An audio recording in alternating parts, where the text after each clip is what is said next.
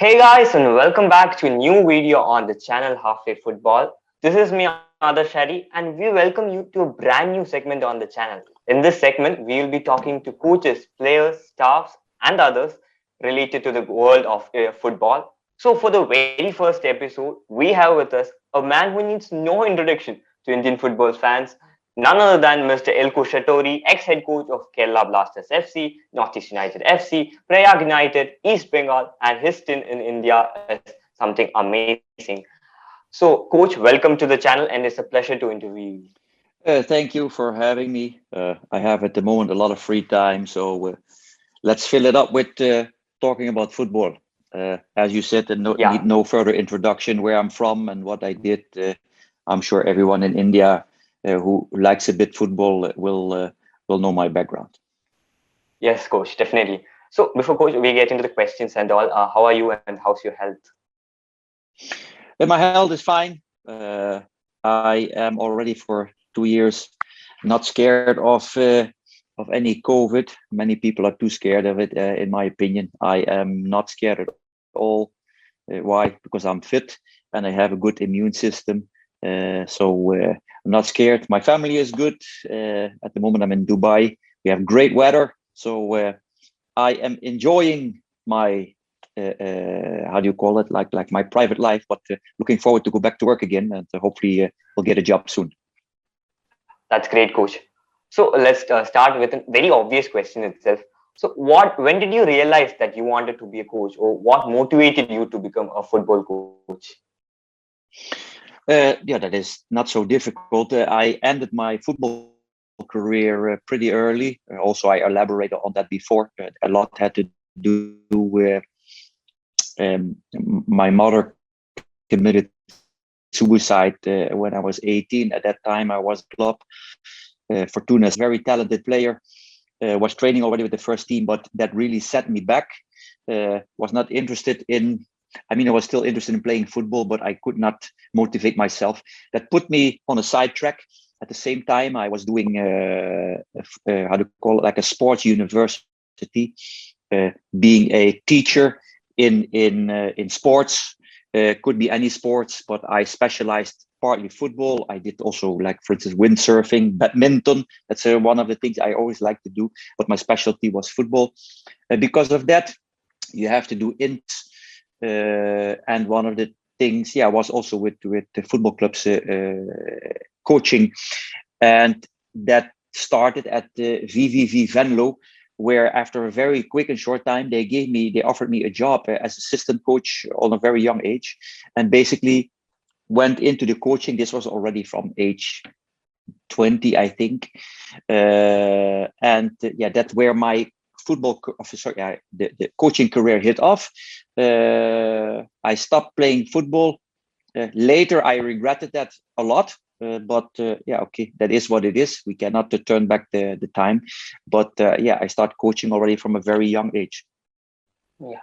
So, Coach, now you were talking about VV Venlo. So, how was your time at there? Because you are young at the time. So, how was your time at VV Venlo, and what all did you learn? I did everything you could do at that club. That means from youth coach, assistant coach.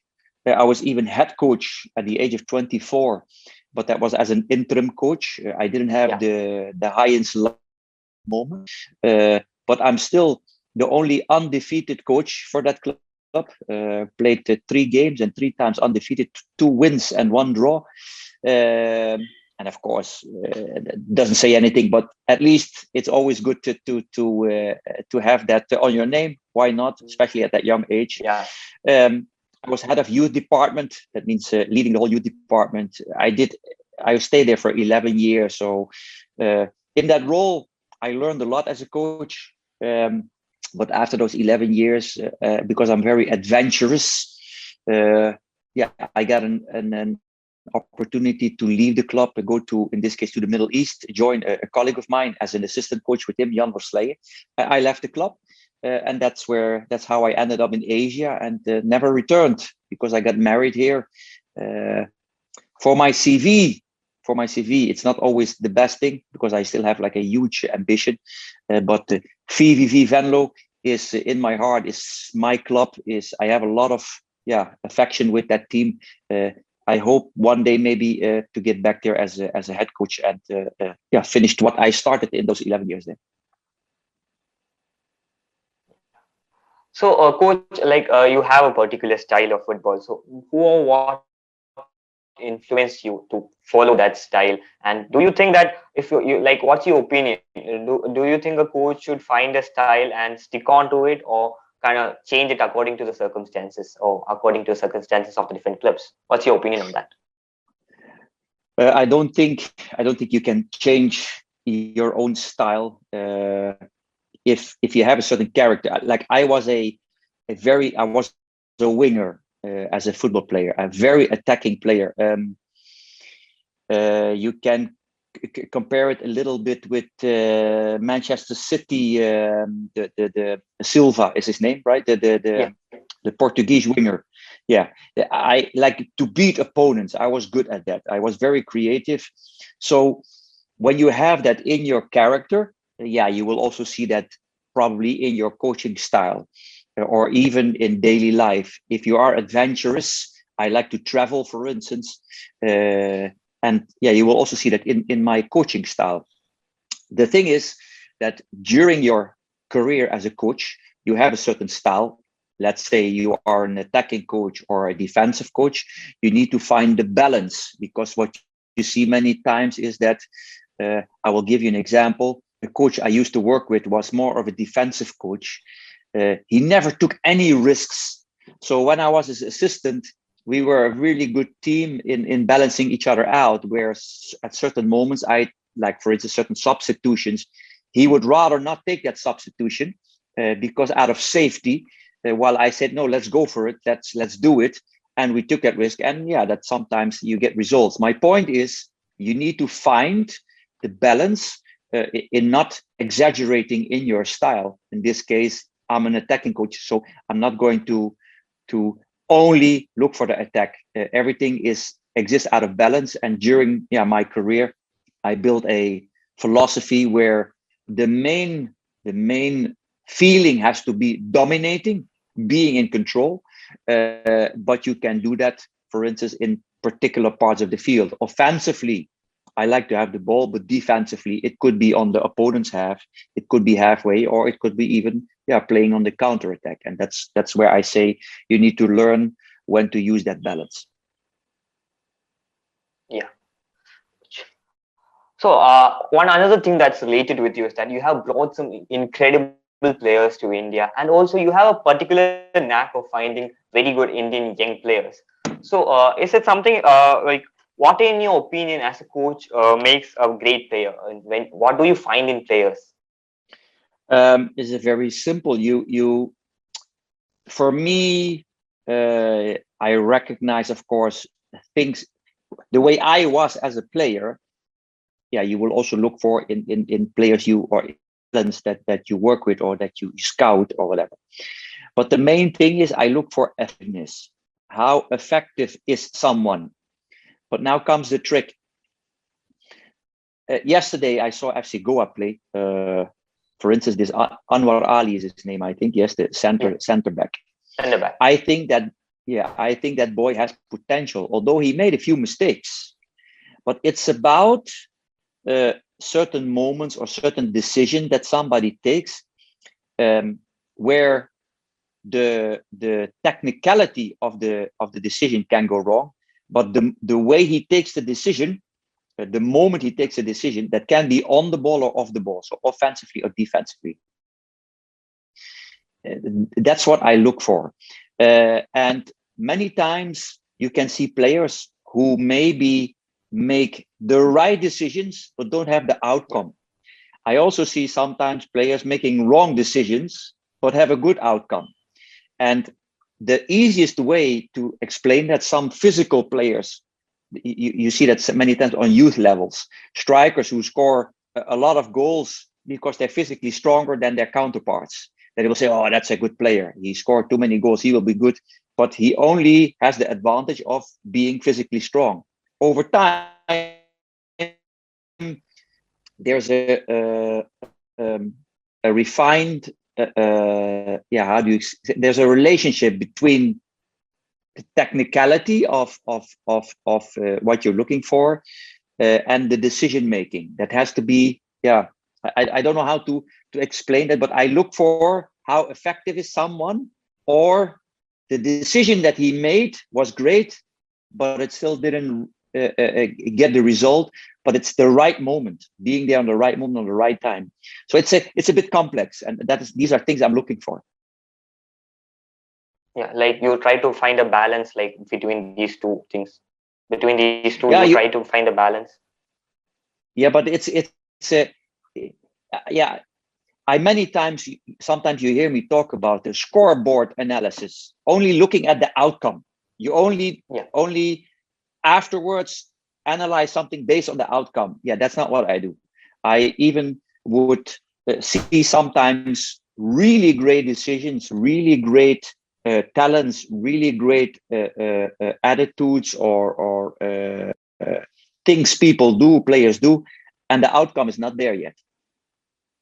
And one of the things, to make it specific, not looking for instance to a player, but for a coach, Hyderabad, where last year after 3 games, I said, this coach makes the right decisions. Didn't reach the top 4 last year, but this year is doing well. I can give many examples where I say great talent, great quality, but maybe the outcome is not there yet, and you need to be patient. And what specifically to look for, that is different from each player or each person. So it's a interesting thing to look into, but at the same time difficult to explain. Yeah. So, coach, what are some of the challenges that you have faced in your coaching career so far? My biggest frustration. I'm very outspoken, and I'm very confident in what I do. I am very confident and sure that I could be a coach in English Premier League, as an example. But my career, I never planned my career. I worked at a lot of clubs who are in a situation where they're trying to rebuild.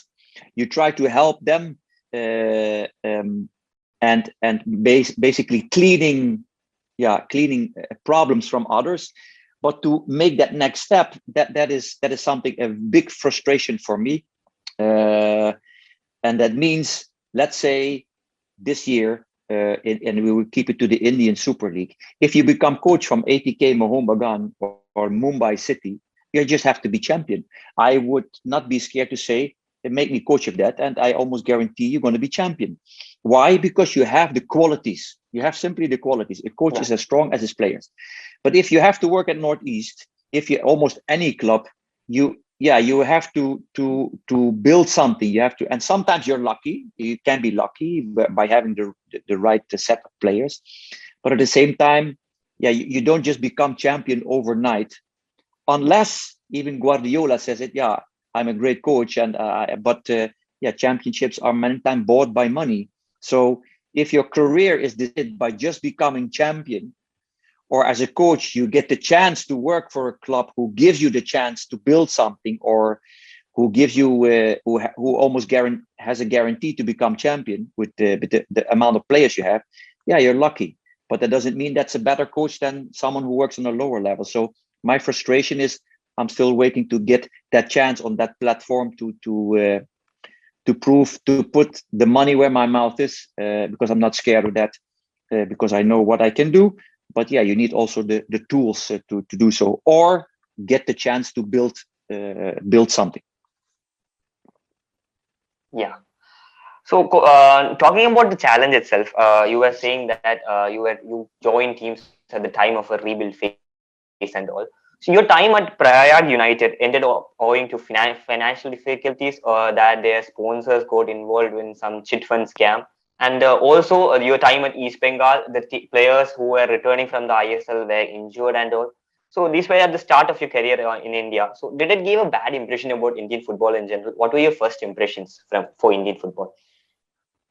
That's the part of me where I like those adventures. So I'm the type of person, if I can be busy with football, doing my job as a coach, I'm happy. And that was a while ago. At this moment, I would not go back to the I-League or because I did that. I want to work at the highest possible level. I'm 50 years old, but at that time, for instance, Prayag United, was a fantastic project. Why? Because the owner of this club, Nabab, I had a fantastic relationship with this man because he let me do what I wanted to do, but also spoke out when he was like disagreeing on something. And we had a really good, tight relationship in order to get things done. So unfortunately, financially, that went wrong. So that's why I couldn't continue there. Otherwise, I would have continued. And East Bengal, is a different story. I stepped in there in the wrong moment at the wrong time. But look at the last 15 years, they'll keep on having these problems. So there has to be some structural issue that they need to address. But Indian football on itself was a huge adventure. Looking at the football stadium, the Salt Lake City was the third biggest stadium in the world. That was fantastic to see. I didn't expect that. East Bengal against Mohun Bagan, 50, 60,000 people. Nobody believed me when I told people that in Europe. So it was a great adventure that nobody will ever take away from me. And at the same time, I enjoyed it, but at the same time, you have to move on and you want to build further on your career and to get as high as possible. So great times, great experiences that no one will take away from me, and good learning experiences. Yeah. So from there, then you also moved on to the ISL, and then you coached Northeast United FC and Kerala Blasters. Now that you have coached both in I-League and the ISL, what do you think makes the two leagues different, especially in this scenario where ISL has sort of overtaken the I-League by a big margin? I think on an Indian level, there's not much difference, or was. Now there is, because mostly all Indian good players will be recruited out of the I-League. So you will have less quality there. Before, all players came from either East Bengal or Mohun Bagan. Also, that pool is gone because both are joined to the ISL. But the difference is the facilities, and of course the quality of the foreigners. And I think I-League should be there because it's a good league for development of players who are on their way to senior football. So both leagues have to be there. It's good for the development pyramid in India. Something like that you have already told, like you are an adventurous coach. You have coached in many different places. So how does India stands distinct from other places? How does India stand distinct? Every country has a different culture and a different way of looking at things. You can look at from the football culture, but you can also look at it from how do you call that? A social culture. How do we deal with each other?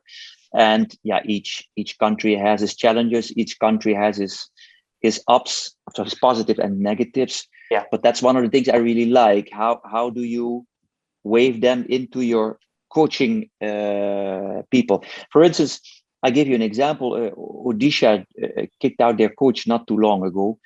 From what I understood, this coach did not speak one word of English. That's almost doomed to fail, because you need to speak the language.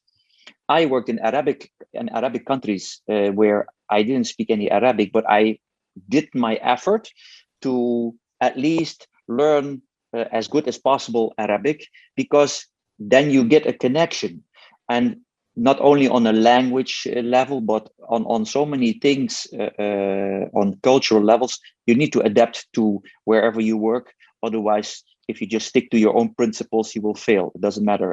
And that's the beauty of cultural differences, different places. And how do you mix that, your culture with the other culture, and this translated to the football part? It's an interesting thing, and I have a lot of experience there. Yeah. So talking about that, like you told that you have to mix up the different cultures and all.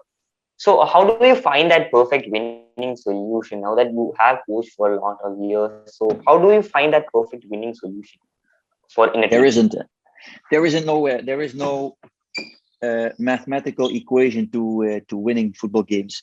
The only thing you can do is, I have a philosophy, I have a framework, a coaching framework on how get my ideas across to the players or to the club, to the team. But the complexity of football is so big that the variables are too many for you to be sure you succeed. So what is the first thing and the most important, that is in anything, in any job, is make sure you have the right recruitment.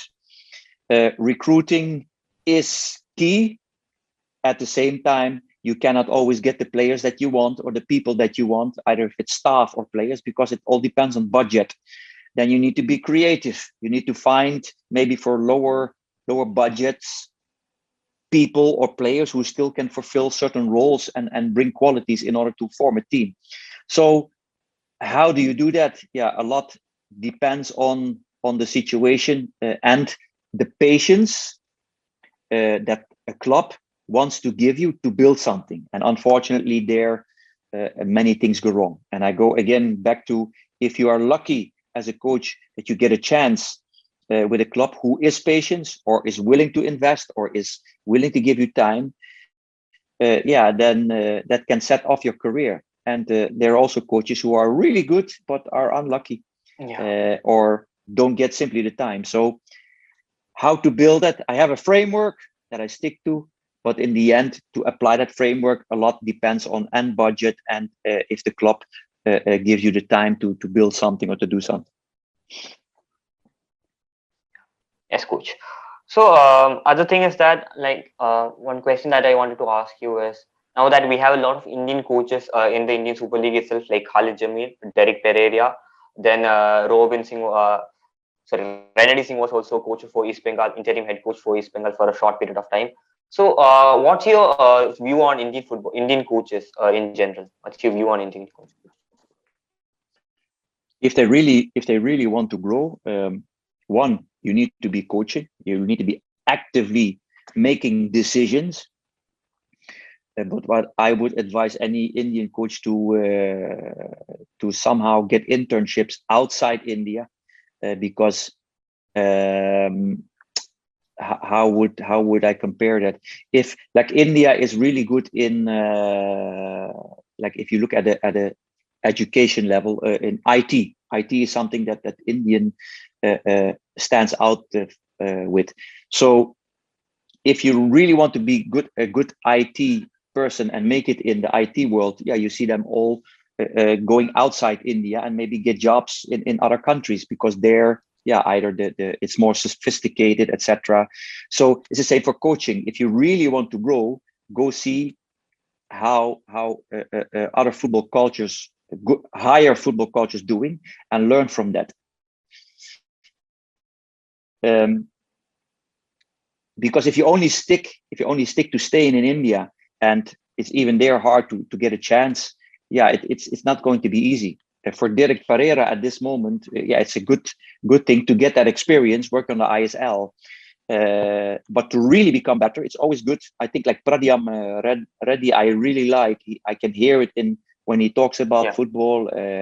He was in I think in Scotland or in England, where he was busy with football, and that always gives you an advantage. And for him, for instance, I would like to see him coach an Indian Super League team, because I'm sure, and he did already with Pune before, but I think he could succeed well. Yeah. So, do you think that coaching in India is a little of a difficult process especially for the coaches in the lower level, like the like the lower license coaches, to get up to the top? Yes, because how are you going to get challenged? You only make decisions on the level where you're working. It's the same thing. If like my son is a good football player, but he's now in Dubai.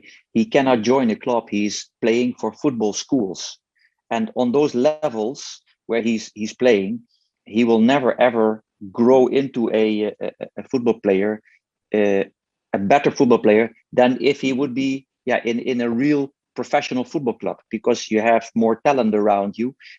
You have to make better decisions and have to compete. So if you don't need to compete too much, if you always stay in that same level, you will never become better. That's a very simple equation, in my opinion. And if you, that's what I just said, if as an Indian coach you really want to grow, you probably have to try to go get internships outside of India. Yeah. So coach, one other question that I wanted to ask you is that now that you are in the coaching field, whenever a team does poorly for a certain period of time, be it in any league, the blame often goes to the coaches. But sometimes, or most times, it's not the fault of the coach or of the players. So you have been in similar situations also before. So what's your take on that? What do you think of this matter? I will give you an analogy, an example. I don't think you have children, but let's say that I see a little kid on the street doing something very naughty. He's making problem. Okay, the first thing to say, or I will get to the comparison, I would say this father of this kid is not a good father. You can ask yourself why.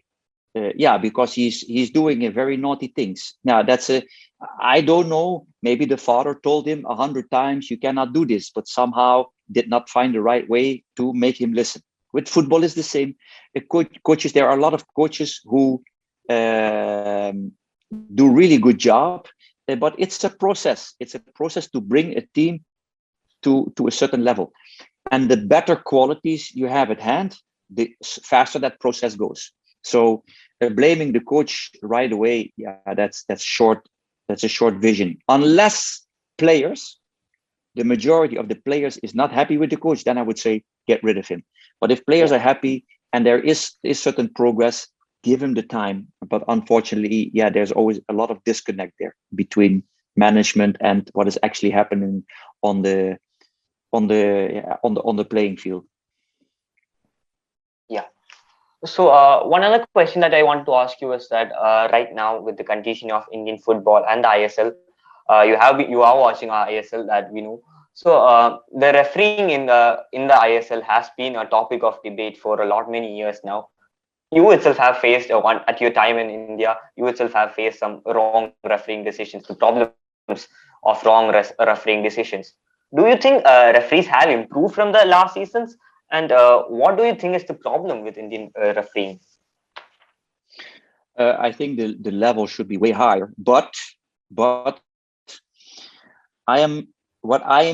look, football is a game that is not decided by black and white decisions. Some are, but many times there is an interpretation of the situation, and interpreting things is based on two things. One, having knowledge and vision, and two, also having personality in taking decisions. And on the second part, I think Indian coaches lack a lot. There is some improvement, but I gave examples before that I don't mind sometimes that Indian coaches make wrong decisions, but I don't like when there is no room for a certain discussion. So what you see many times is that an Indian referee makes a decision and it becomes completely emotional and heated up because he doesn't want to listen to you. So what he will do right away is no, and or you get right away a yellow or red card, and you get even more angry. But I myself, as a coach, sometimes during training, am the referee, and when there is a decision to be made, I can be right, I can be wrong, and a player starts nagging or starts shouting at me, the first thing I said, that's how I saw it, what you want me to do, he right away calms down. There's nothing you can say about it. But if you right away go against it like this, like, no, you walk away and you give no room to say something, people become more angry. So my first advice to Indian referees would be develop. It's more of a psychological thing. Learn how to deal with these emotional situations. The knowledge or the decision making on the football specific moments, yeah, that is experience. That is not something you can just, because you see that all over the world. In all leagues they make mistakes, especially when you don't have VAR, and even with VAR there are mistakes. So it's more about the personality on how to deal with these moments. That's for me more key than the actual technicality of, was it a penalty or was it not? Did I make a mistake there? Because yeah, that happens everywhere. It's more about having the personality, how to deal with it. That's for me more important. And there I think I see a big lack, because that's why I will confront a referee with certain decisions, and they don't like that. They can't handle that. And then you get into trouble. While a good referee, he would listen to you and even elaborate, and you will get to a more cool down situation. If you don't, that's why everything is always so heated in Indian football between referees and coaches. Yeah. So it's a very simple question. If you could change one thing about Indian football right now, what would it be? Will it be the refereeing standards, or will it be something else? No, it would be the infrastructure, the full setup of making sure that each club have youth development, and that all ISL clubs in this case play more games. The infrastructure, 100%, because the quantity is there. I mean, you have 1.3 billion people, so quantity is there. Now it's all about quality, and the quality you improve by having a good organized infrastructure. Yeah. Now you were talking about the youth development and all. One quick question. In the I-League, we have the Indian Arrow side, which is a developmental side for the Indian youngsters to play with the with other foreigners, and like to experience what a fully league is like. So do you think Indian Arrow side or something like that should be introduced in the ISL too? Because that's where the each club should have a youth development. Is that simple? Yeah. How do you develop a nation? By having good school education, starting from down. If you would take away the school education, you would also, the generations that follow will not be educated. In football, there's no difference. So if you don't have proper education at the grassroots and have an infrastructure where they can compete with each other, you will never reap the benefits later. It will be a very small pool that can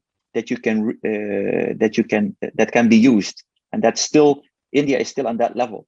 And there are some improvements, but it should start from down. Each club, each Indian Super, they all have so much money. Basically, why they cannot set up a youth development program? What's the problem? Yeah, why they cannot do that? Yeah, so let's hope that that improves, because we need young players to come up to the national team. Then only the rankings and everything can go further, right? Yes. So another question that now you have been watching Indian Super League. So what are your thoughts on this Indian Super League season in general? Like, what are your thoughts on the teams and all, and any predictions you want to make?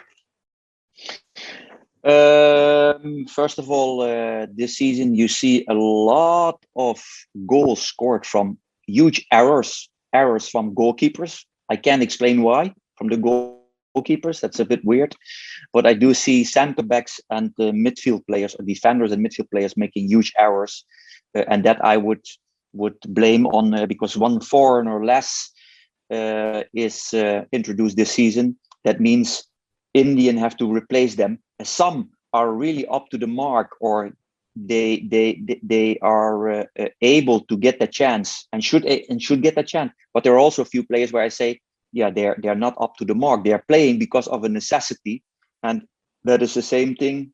In like swimming, if you're not really a good swimmer and they throw you into the deep, you will drown. And people think, but they will get the chance to develop. Develop you only do when you're able to somehow compete. If you're not able to compete, you don't develop. You drown. And that I see with a few things happening in clubs where players play because of necessity, and also this leads to more goals than normal. ATK Mohun and Mumbai playing way below par, in my opinion. They have the best players. why they're not doing well, I keep that for myself. But they should be way more on top. They can still catch up, but they're not doing well.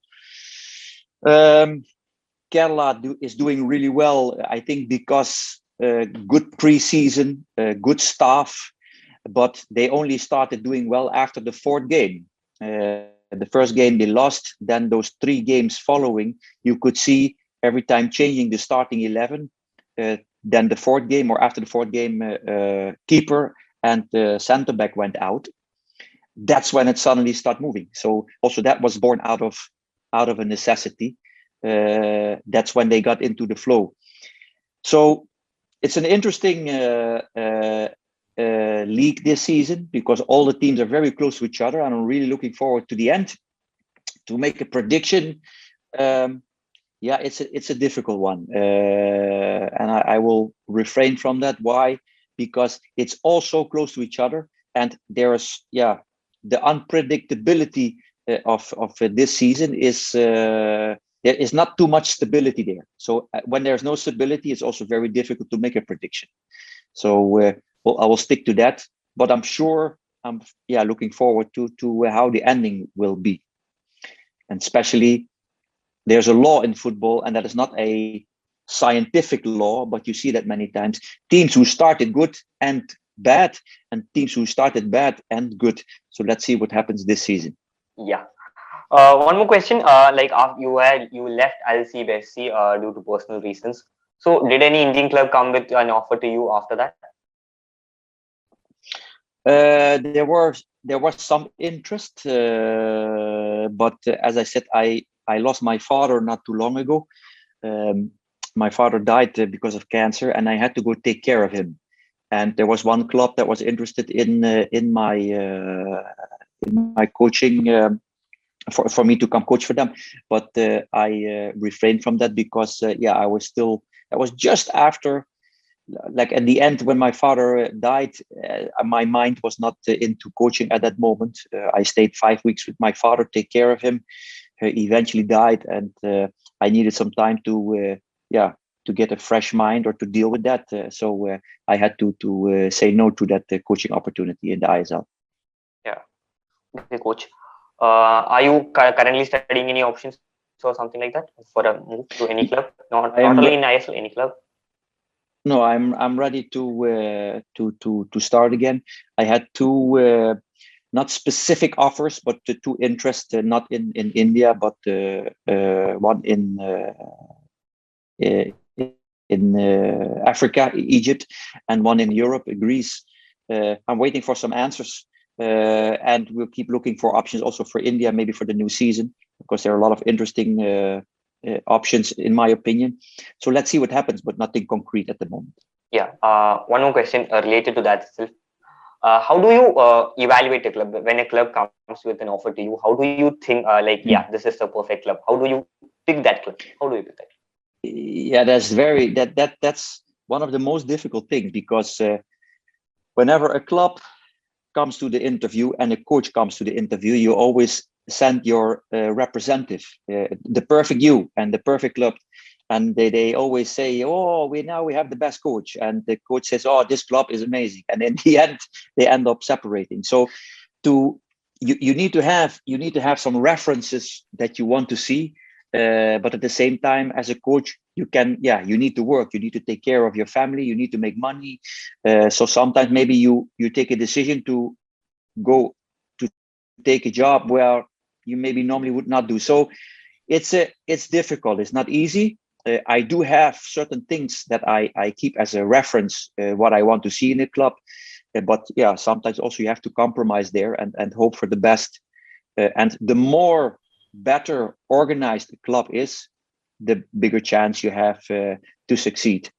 And you not always know how well a club organizes until you start working with them. So the more time you have look into it, the better chances you have to be right. And that's both ways, also for a coach, for a club to recruit a coach. It's a difficult process, but recruitment, either a coach recruiting a club or a club recruiting a coach or players, is the key thing in order to succeed, and it's one of the most difficult ones.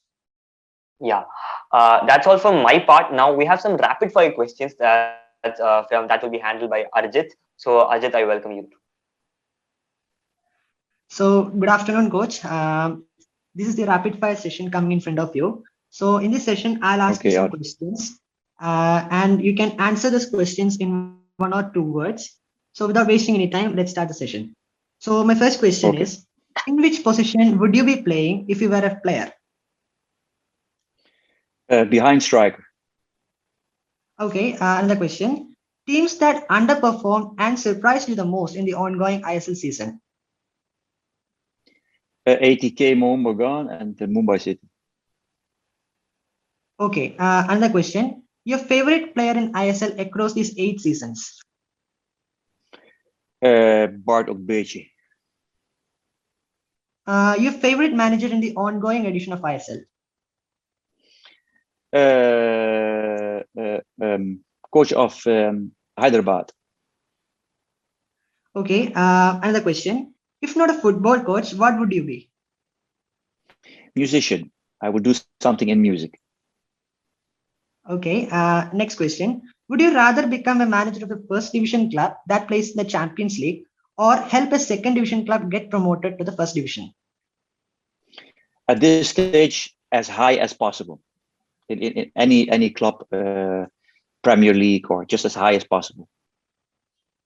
Okay, a favorite sport other than football? Tennis, fitness. Okay, a football player you admired the most in your childhood? Johan Cruyff, without a doubt. Okay, your favorite coach in club football? Johan Cruyff and Guardiola. Okay, your current favorite Dutch player? Oof, that's a difficult one. I have to pass. Difficult one. I would not, cannot. There's not one player at this moment that I relate to. That I say, that's a sorry. That's a long answer, but I can no, none. Okay, which victory would you like to relive? A 10-1 win against United Sikkim or a 5-1 win against Hyderabad FC?